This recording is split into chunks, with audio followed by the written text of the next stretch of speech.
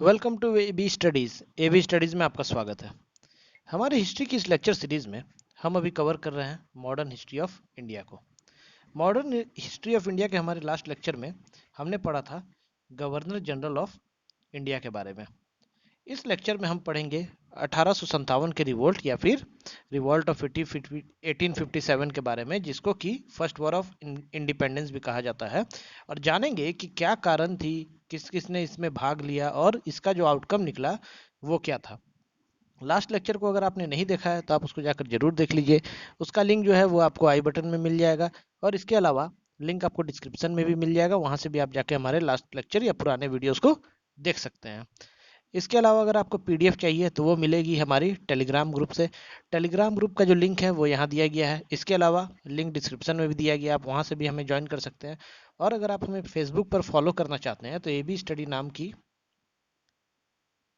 हमारी Facebook profile है, आप वहाँ हमें फॉलो कर सकते हैं, जिससे कि हमारे सारे अपडेट्स आपको आसानी से प्राप्त हो सके। तो शुरू करते हैं हमारे इस वीडियो को, जो कि है revolt of 1857, first war of independence. देखिए, फर्स्ट वॉर ऑफ इंडिपेंडेंस के बारे में जानने से पहले हम पढ़ेंगे लॉर्ड कैनिंग के बारे में। लॉर्ड कैनिंग भारत में गवर्नर जनरल की पोस्ट पर आया था 1856 में, और इसके बाद जो है 1857 की क्रांति के बाद ये बन गया था पहला वायसराय। इसीलिए ये एग्जामिनेशन पॉइंट ऑफ व्यू से काफी इंपॉर्टेंट है, क्योंकि कई बार क्वेश्चन आता है, पूछ लिया जाता है कि भारत का पहला वायसराय जो था वो कौन था, तो लॉर्ड कैनिंग उसका आंसर सही होगा। इसका कार्यकाल 1856 से 1862 ईस्वी तक चला था। इसके कार्यकाल में महत्वपूर्ण घटनाएं जो है वो ये थी कि कलकत्ता, बॉम्बे और मद्रास में विश्वविद्यालय की स्थापना की गई थी। कब? तो 1857 में। और सबसे महत्वपूर्ण ये कि 1857 के विद्रोह के समय ये भारत का गवर्नर जनरल था। अब देखिए, 1857 के विद्रोह को अलग अलग नामों से पुकारा जाता है। कई इतिहासकार इसको सिपाही विद्रोह के नाम से पुकारते हैं। इसके अलावा इसको गदर ऑफ 1857 का भी नाम दिया गया है। इसके अलावा मेरठ विद्रोह या मेरठ रिवॉल्ट, और सबसे इंपॉर्टेंट जो है वो है फर्स्ट वॉर ऑफ इंडिपेंडेंस। ये किसके द्वारा कहा गया था? तो वी डी सावरकर, हमारे भारत के इतिहासकार, इनके द्वारा 1857 के विद्रोह को फर्स्ट वॉर ऑफ इंडिपेंडेंस बुलाया गया था। इनकी एक पुस्तक भी है जिसका नाम है फर्स्ट वॉर ऑफ इंडिपेंडेंस, जिसमें 1857 के बारे में सारी डिटेल में डिस्क्रिप्शन की गई है। देखिए, 1857 के विद्रोह के प्रारंभ होने के कई प्रमुख कारण थे, जिसमें से हम कुछ महत्वपूर्ण कारणों की बारे में इस वीडियो में चर्चा करेंगे। सबसे पहले हम जानेंगे सोशल और रिलीजियस कॉज जो थे, जो कि 1857 क्रांति के भड़कने के पीछे के महत्वपूर्ण कारण थे। उसमें सोशल और रिलीजियस कॉज क्या क्या थे? तो पहला जो था हिंदू लॉ। हिंदू लॉ का जो है इनहेरिटेंस होने लग गया था। ब्रिटिशर जो है कई गतिविधियों में हस्तक्षेप करने लगे थे। धार्मिक गतिविधियां जो भारतीयों द्वारा की जाती थी, इसमें निरंतर ब्रिटिशर्स का जो है हस्तक्षेप बढ़ने लगा था, जिसके कारण लोग परेशान हो गए, जनता हैरान परेशान, और गुस्सा भड़का विद्रोह के रूप में 1857 में। फिर क्रिश्चियनिटी कन्वर्जन्स, ब्रिटिशर्स द्वारा कई स्कीमें लाई गई थी, जिसमें वो जो है भारतीयों को क्रिश्चियनिटी अपनाने के लिए मजबूर करते थे। वो चाहते थे कि भारत में सभी लोग ईसाई धर्म को अपना ले। अब ईसाई धर्म को अपना लेंगे तो, क्योंकि वो तो धर्म उनका हो जाएगा सेम, तो इसके बाद उनको लगता था कि इनका समर्थन जो है हम आसानी से प्राप्त कर सकते हैं। किनका? तो भारतीयों का, जो ईसाई धर्म अपना लेंगे। तो क्रिश्चियनिटी कन्वर्जन भी जो है एक काफी बड़ा कारण था। फिर आता है एबोलिशन ऑफ सती प्रैक्टिस। देखिए, ये एक अच्छा काम था जो ब्रिटिशर्स द्वारा किया गया था, लेकिन क्योंकि ये धार्मिक गतिविधियों को जो है मैनिपुलेट करता है, इसके कारण जो लोकल पीपल थे, जो हमारी भारत की जो है आबादी, उसमें इसके प्रति काफी गुस्सा भड़क गया था। और सती प्रैक्टिस से एक और इम्पोर्टेंट क्वेश्चन आता है कि ब्रिटिशर्स जब इसका अबॉलिशन कर रहे थे तो किसने ब्रिटिशर्स की सहायता की थी? तो Ishwar Chandra Vidyasagar. Examination point of view से काफी इंपॉर्टेंट भारत के रिफॉर्मिस्ट थे। उन्होंने ब्रिटिशर्स की सहायता की थी। किसने? तो ईश्वर चंद्र विद्यासागर, ये आपको याद रखना है। फिर मॉडर्नाइजेशन होने लगा था। मॉडर्नाइजेशन मतलब ब्रिटिश कल्चरल, जो पाश्चात्य देशों की जो सभ्यता है वो हावी होने लगी थी भारतीय सभ्यता पे, जो कि कल्चरल डिस्ट्रॉयड भी, जिसके कारण हमको देखने मिला संस्कृति जो है वो नष्ट होने लगी थी। तो ये थे कुछ महत्वपूर्ण सोशल और रिलीजियस फैक्टर्स। इसके बाद हम जानेंगे इकोनॉमिक कॉज। इकोनॉमिक कॉज में सबसे पहला आता है हाई टैक्सेस। ब्रिटिशर्स कई प्रकार के कर लगाने लगे थे भारतीय पे। भारतीय हथकरघा उद्योग हो गया, या भारत के किसान हो गए, भारत की गरीब जनता हो गई, इनसे जो है लगान वसूला जाता था, जिसमें जो है जनता की हालत बद से बदतर होने जाने लगी। फिर उसके बाद जमींदारी सिस्टम भी लागू कर दिया गया था। रैयतवाड़ी, महलवाड़ी, ये सारी स्कीमें जो है ब्रिटिशर्स ने चालू कर दी थी। इसमें क्या था कि जमींदारों द्वारा छोटे किसानों से बहुत ही भारी ब्याज पर कर वसूला जाता था, और साथ ही उनका जो टैक्स था वो भी अनगिनत टैक्स उनके ऊपर इम्पोज कर दिए गए थे, जिससे कि है उनकी आमदनी से ज़्यादा तो उनके खर्चे हो जाते थे। किसानों की हालत ऐसी हो गई थी कि वो उनको खेती करने के लिए बीज खरीदने के लिए भी उनके पास पैसे नहीं होते थे। ये भी एक बहुत बड़ा कारण था। फिर उसी समय जो है काफ़ी फेमाइंस भी देखने को मिले। फेमाइंस यानी कि अकाल पड़ गया, जिससे सारी फसलें बर्बाद हो जाती थी, सूखा पड़ जाता था। अब इसमें कर कहाँ से दें, तो ये भी कारण एक महत्वपूर्ण हो गया। और सबसे ज़्यादा जो था वो था डोमेस्टिक इंडस्ट्री वेर डिस्ट्रॉयड। उस समय जो है देखिए 1800 के समय यूरोप में इंडस्ट्रियल रेवोल्यूशन आ चुका था। वहाँ पे औद्योगिकरण शुरू हो चुका था। ब्रिटिशर्स क्या करते थे, भारत से रॉ मटेरियल लेते थे।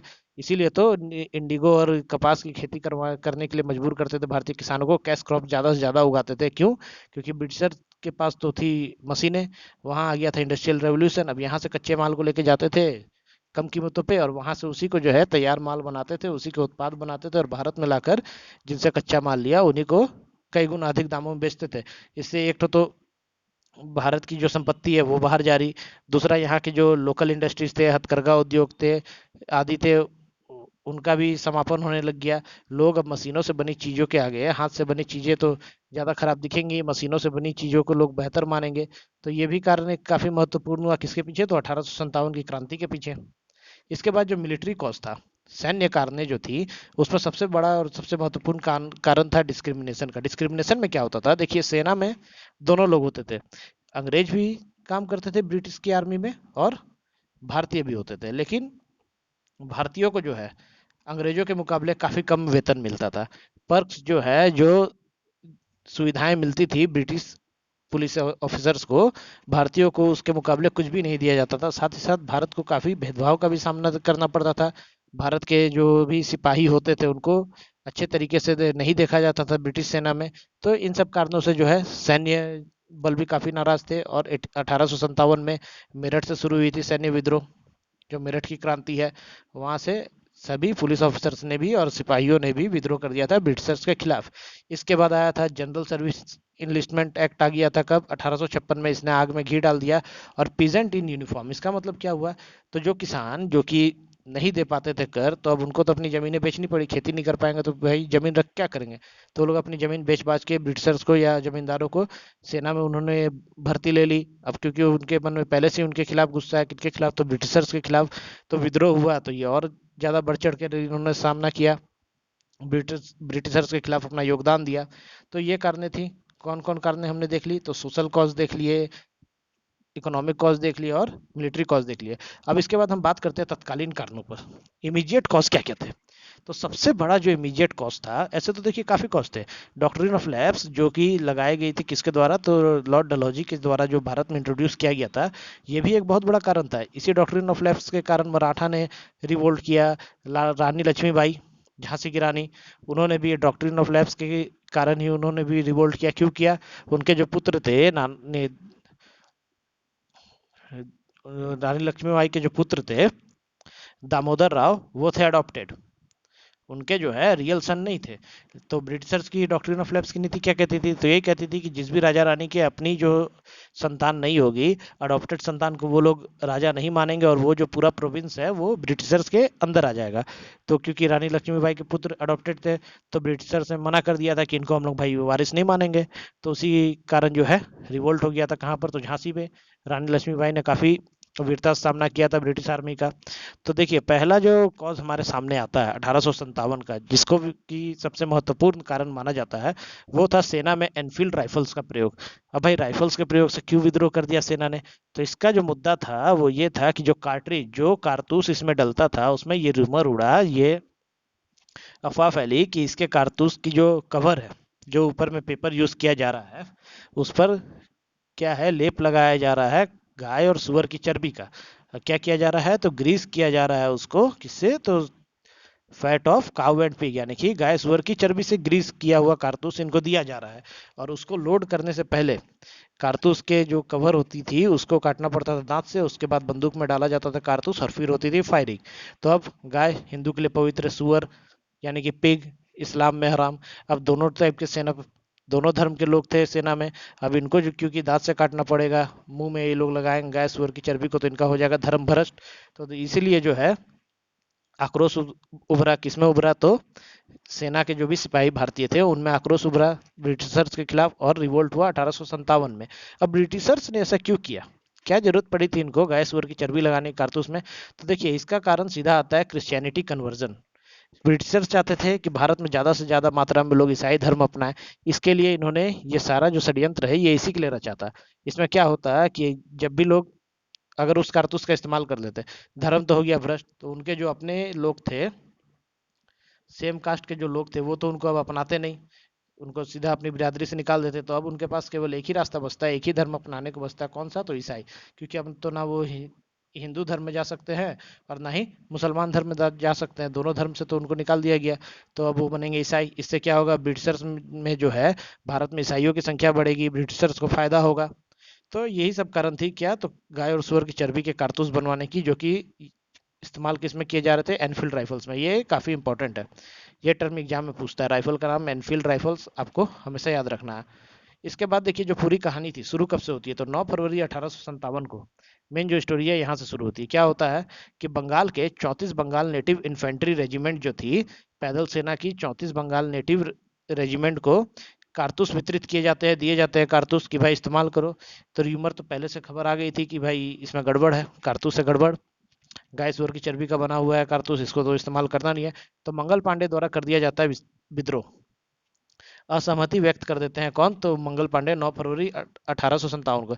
इसके बाद जो होता है, उनको पकड़ लिया जाता है और परेशान होकर फाइनली विद्रोह की भावना जब उनमें ज़्यादा बढ़ती है, तो फरवरी 1857 में ही ह्यूक्सन और लेफ्टिनेंट बाग नाम के दो ब्रिटिश अफसर हुआ करते थे, जिनको कि शूट कर देते हैं मंगल पांडे उन्हीं दो राइफल से। इसके बाद उनका कोर्ट मार्शल कर दिया जाता है और सजा सुनाई जाती है मंगल पांडे को कि 6 अप्रैल को बैठक होती है, कोर्ट लगता है और सजा सुनाई जाती है कि सेंटेंस टू डेथ, मतलब फांसी की सजा। किसको? तो मंगल पांडे को। सजा में क्या होता है, अदालत की पूरी कार्रवाई में कहा जाता है कि 18 अप्रैल 1857 को मंगल पांडे को दे दी जाएगी फांसी। लेकिन विद्रोह इतना बढ़ जाता है क्योंकि उस समय ब्रिटिशर्स के खिलाफ विद्रोह करना बहुत बड़ी बात थी। अब मंगल पांडे एक मामूली से सिपाही थे, उत्तर प्रदेश के रहने वाले थे, बंगाल रेजिमेंट में काम कर रहे थे, अपने घर से काफी दूर थे, लोकल तो थे नहीं, लेकिन फिर भी उन्होंने विद्रोह किया तो बन गए उस समय लोकल हीरो। अब ये विद्रोह इतना फूटा कि ब्रिटिशर्स की हालत हो गई खड़ी खराब हो गई, बंगाल में उनका जो है दबदबा वो धीरे धीरे कम होने लगा। तो क्योंकि मंगल पांडे जितने ज्यादा दिन जिंदा जीवित रहेंगे, उतने ज्यादा विद्रोह का सामना करना पड़ेगा। तो 18 अप्रैल को फांसी दी जानी थी, लेकिन 8 अप्रैल 1857 को ही तत्कालीन जो स्थिति है उसको देखते हुए बैरकपुर के जेल में तय की गई दिन से 10 दिन पहले ही मंगल पांडे को दे दी जाती है फांसी।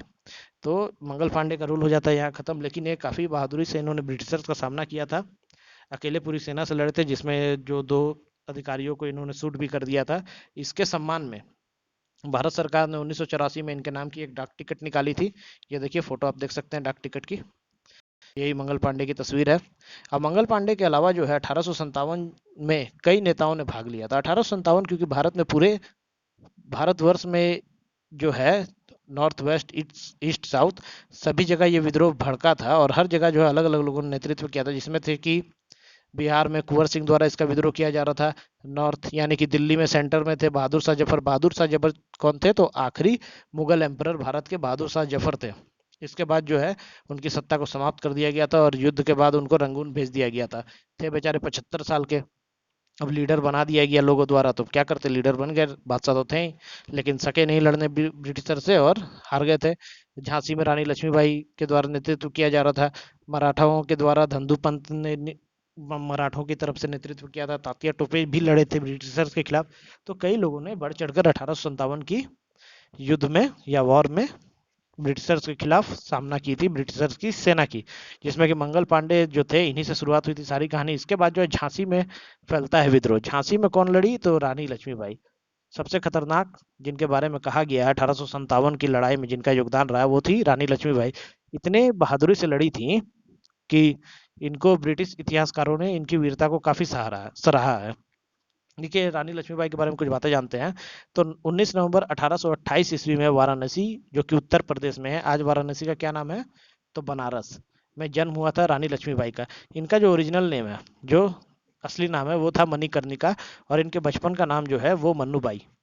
बचपन में इनको मन्नूबाई के नाम से बुलाया जाता था। कई पिक्चरें भी बनी हैं इन पे, आप लोग देख सकते हैं। कहाँ की रानी थी? तो झांसी की रानी थी। 23 साल की उम्र में ब्रिटिशर से लड़ते हुए ये शहीद हो गई थी, लेकिन जब तक ये जीवित थी, इनके इलाके, इनके प्रोविंस को ब्रिटिशर्स ऑक्युपाई पूरी तरीके से नहीं कर पाया था। काफी कड़ी टक्कर दी थी इन्होंने, रानी लक्ष्मीबाई ने, किसको, तो ब्रिटिशर्स को। कहानी क्या थी, तो देखिए, दामोदर राव इनके जो पुत्र थे वो इनके थे अडॉप्टेड सन। अब ब्रिटिशर्स ने इनको वारिस मानने से कर दिया था मना, और कहा था कि तुम लोग के बाद जो है झांसी जो है पूरा ब्रिटिशर्स का हो जाए, क्योंकि तुम्हारा जो है कोई ओरिजिनल वारिस या फिर रियल वारिस उत्तराधिकारी नहीं है। तो यही सब कारण था, डॉक्ट्रिन ऑफ लैप्स के तहत हड़पना चाहते थे, जिसके कारण रानी लक्ष्मीबाई ने विद्रोह किया। रानी लक्ष्मीबाई झांसी में विद्रोह करती हैं और ब्रिटिश सेना को कड़ी टक्कर देती है। लेकिन क्या है, ब्रिटिश सेना जो है झांसी को ऑक्युपाई कर लेती है।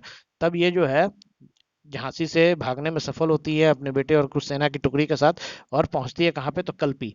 कल्पी में क्या है होता है, तो कल्पी में मिलती है टाटिया टोपे को। टाटिया टोपे मराठा के वॉर जनरल, कमांडर सेना के थे, खतरनाक लड़ाकू आदमी, युद्ध कौशल में निपुण। अब रानी लक्ष्मीबाई भी काफ़ी, उनकी भी युद्ध विद्या काफ़ी बढ़िया थी। तो दोनों मिलते हैं और दोनों के ब्रिटिशर्स के खिलाफ करते हैं कूच। और उसके बाद जो है तात्या टोपे की सेना और रानी लक्ष्मीबाई की सेना मिलकर लड़ती है, और ग्वालियर के फोर्ट को ये दोनों जो है कैप्चर कर लेते हैं। कैप्चर कर लेते हैं, उसके बाद ब्रिटिशर्स जो है इनके खिलाफ काफ़ी बड़ी संख्या में सेना भेजते हैं, और फाइनली जो है 17 जून 1858 को रानी लक्ष्मीबाई युद्ध भूमि में लड़ते हुए ब्रिटिशर से, कहां पर, तो कोटा की सराय में, ग्वालियर के निकट, वीर गति को प्राप्त करती हैं ब्रिटिशर्स की सेना से लड़ते हुए। ह्यूरोज जो कि एक ब्रिटिश के इतिहासकार थे, ब्रिटिश इतिहासकार जो हिस्टोरियन है, उनके द्वारा रानी लक्ष्मीबाई को 1857 के विद्रोह का रियल मैन बताया गया, मतलब असली मर्द 1857 के विद्रोह में रानी लक्ष्मीबाई को बताया गया, क्योंकि इतनी बहादुरी से लड़ी थी तो कि ह्यूरोज काफी प्रभावित थे। तो आपको इसमें से याद क्या क्या रखना है, तो मेन चीज जो है वो याद रखना है कि कहाँ पर इनकी मृत्यु हुई थी, तो कोटा की सराय कहाँ पर है, तो ग्वालियर के पास, और कब मरी थी, तो 17 जून 1858 में इनकी मृत्यु हुई थी। ये काफी इंपॉर्टेंट है। इसके बाद जो है अन्य क्षेत्रों में भी युद्ध होता है। बिहार में भी कुंवर सिंह ध्रुव के नेतृत्व में ब्रिटिशर्स के खिलाफ रिवोल्ट होता है। दिल्ली में बहादुर शाह जफर के नेतृत्व में युद्ध होता है, ये तो हमने बात कर ही ली। तो हम लोग एक ओवरव्यू लेते हैं कि किस जगह में सेंटर किया था, भारत के किस हिस्से में विद्रोह का सेंटर किया था, वहाँ के जो लीडर थे वो कौन थे, कब हुआ था, और ब्रिटिश सब्रेसर, दमनकर्ता जो थे अंग्रेजों के तरफ से, वो कौन थे, इसके बारे में आइए हम एक देख लेते हैं। इस चार्ट की आप लोग स्क्रीनशॉट ले लीजिएगा, ये काफी इंपॉर्टेंट डाटा है इसमें, एग्जामिनेशन पॉइंट ऑफ व्यू से वेरी मच इंपॉर्टेंट। देखिए दिल्ली में कौन थे, तो बहादुर शाह जफर बादशाह, और उनकी जो मिलिट्री थी वो लीड की जा रही थी किसके द्वारा, तो बख्त खान की लीडरशिप में युद्ध किया था इन्होंने। और ब्रिटिशर्स के द्वारा सप्रेसर जो दिल्ली में थे वो कौन थे, तो निकलसन और ह्यूडसन थे, जिसमें निकलसन की मृत्यु हो जाती है युद्ध में, और ह्यूडसन जो है वो दमन करने में सक्षम हो जाते हैं या फिर सफल होते हैं। फिर कानपुर, कानपुर में कौन थे, तो नाना साहब, नाना साहेब को धंधु पंत के नाम से भी जाना जाता है, उनका नाम धंधु पंत भी था, के नेतृत्व में युद्ध चल रहा था। और इनके जो वार जनरल या फिर कमांडर थे कौन थे, तो तात्या टोपे, वही तात्या टोपे जिनसे कपाली में मिलती है रानी लक्ष्मीबाई, और दोनों मिल की सेना मिलकर ग्वालियर के फोर्ट को अपने कब्जे में ले लेती है। कब हुआ था रिवोल्ट, तो 5 जून 1857 में। ब्रिटिशर्स की तरफ से दमनकर्ता कौन थे, तो केम्पबेल जो थे दमनकर्ता थे। फिर लखनऊ में जो रिवेलियन हुआ था उसका नेतृत्व किसने किया था, तो बेगम हजरत महल। ये काफी इंपॉर्टेंट है क्योंकि करंट से इसको जोड़ के आजकल क्वेश्चन आ रहा है। यूपी में एक जगह थी हजरतगंज नाम की, जिसको कि अटल चौक नाम बदल कर अभी कर दिया गया, इसलिए बेगम हजरत महल काफी इंपॉर्टेंट है। बेगम हजरत महल की भी कहानी वही थी, इनका भी रियल सन नहीं था, तो ब्रिटिशर्स ने इनकी जो अडॉप्टेड सन थी उसको उत्तराधिकारी मानने से मना कर दिया था। और इसके पहले भी अवध के नवाब को जो है ब्रिटिशर्स द्वारा अनेक्स्ट कर दिया गया था, जिसके कारण रिवॉल्ट भर का 4 जून 1857 को विद्रोह हुआ था। और हेनरी लॉरेंस जो कि मारे गए थे युद्ध में, और केम्पबेल जो है ब्रिटिशर्स के द्वारा अपॉइंट किए गए दमन करता थे, कहाँ के लिए, तो लखनऊ के लिए। फिर झांसी, झांसी में कौन थी, तो रानी लक्ष्मीबाई, असली नाम मणिकर्णिका, बचपन का नाम मन्नू बाई, इन्होंने युद्ध किया। और यहाँ पर दमनकर्ता कौन थे, तो हीरोज थे। इलाहाबाद में लियाकत अली के नेतृत्व में विद्रोह हुआ, कौन थे दमन करता है, तो कर्नल नील के द्वारा दबाया गया था इलाहाबाद के विद्रोह को। जगदीशपुर बिहार, काफी इंपॉर्टेंट, एग्जाम में बहुत पूछा जाता है, यहाँ पर थे कुंवर सिंह। कुंवर सिंह क्यों इंपॉर्टेंट है, 80 साल के थे। 80 साल की उम्र में, 80 वर्ष की उम्र में इन्होंने ब्रिटिशर्स को काफी परेशान कर दिया था, काफी कड़ी टक्कर दी थी, इसीलिए ये बहुत ज्यादा इंपॉर्टेंट है एग्जामिनेशन पॉइंट ऑफ व्यू से। और ये जगदीशपुर के अलावा आरा लिखा हुआ भी मिल सकता है आपको एग्जाम में, ये भी पूछ सकता है कि बिहार के आरा से किसने नेतृत्व किया था। तो आरा जो है वो जिला है, वहीं पर जगदीशपुर गांव है जहाँ के कुंवर सिंह जो है वो नेतृत्व करता थे विद्रोह के। वह सप्रेसर कौन थे, दमनकर्ता कौन कौन थे ब्रिटिशर्स की तरफ से, तो विलियम टेलर और वैसक अय्यर जो है ये सप्रेसर थे जगदीशपुर के लिए। फिर बरेली में खान बहादुर खान ने नेतृत्व किया था विद्रोह का। ह्यूडसन जो थे दमनकर्ता थे। फैजाबाद में जो कि उत्तर प्रदेश में है, मौलवी अहमदुल्ला ने नेतृत्व किया था विद्रोह का। और कर्नल नील जो है दमनकर्ता ब्रिटिशर्स के द्वारा भेजे गए थे। फतेहपुर आगरा, फतेहपुर सीकरी यहाँ पर है, वहाँ अजमुल्ला ने किया था नेतृत्व किसका, तो विद्रोहियों का। और जनरल रेंडर जो थे दमनकर्ता नियुक्त किए गए थे फतेहपुर के लिए। ये जो है देखिए, दमनकर्ता तो काफी थे और कई इलाकों से विद्रोह भी काफी हुआ था, लेकिन फिर भी जो है ब्रिटिशर्स जीत जाते। इसके पीछे जो महत्वपूर्ण कारण था वो था लीडरशिप की कमी प्लस अनऑर्गेनाइज्ड विद्रोह। अगर 1857 का विद्रोह ऑर्गेनाइज्ड वे में किया जाता, सारे जो ये लोग थे ये अगर एक साथ मिलकर लड़ते, तो ब्रिटिशर्स 1857 में ही यहाँ से बाहर चल जाते और भारत 1857 में ही आज़ाद हो जाता। लेकिन क्योंकि लीडरशिप की कमी, अब जैसे ये हमारे बहादुर शाह जफर, इनके पास जब मेरठ में सैन्य विद्रोह हुआ था तो वो लोग पैदल चलते हुए वहां तो ब्रिटिशर्स को मारा पीटा, बंदूक बंदूक उठा के बढ़ गए थे दिल्ली, क्योंकि दिल्ली सेंटर था।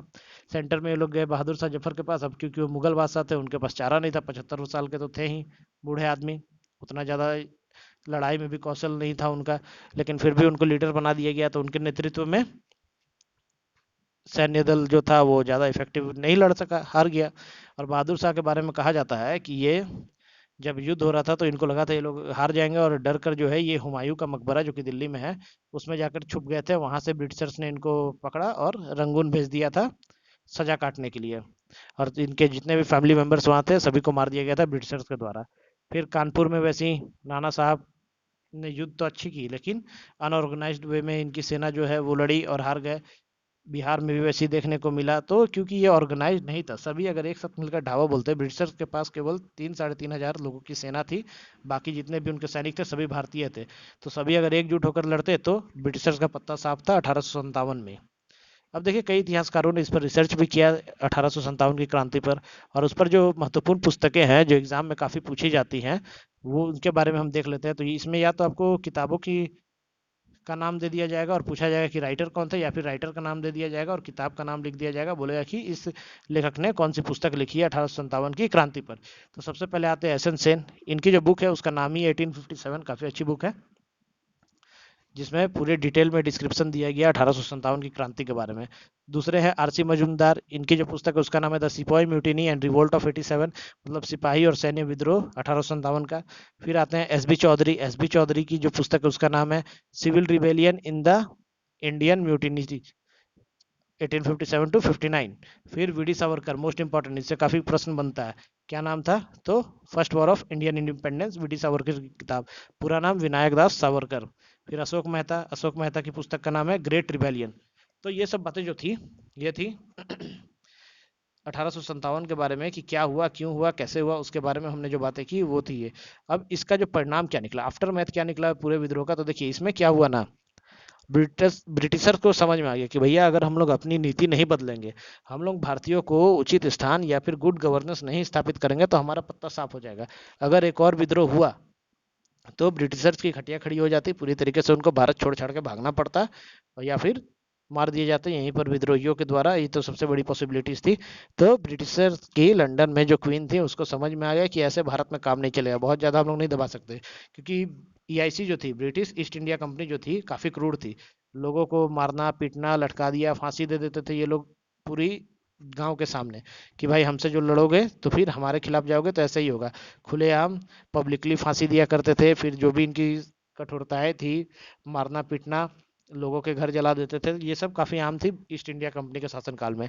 तो क्राउन को पता चल गया कि ऐसे तो काम चलेगा नहीं। तो सबसे पहला जो काम होता है 1 नवंबर 1858 ईस्वी को लंदन से आता है ऑर्डर।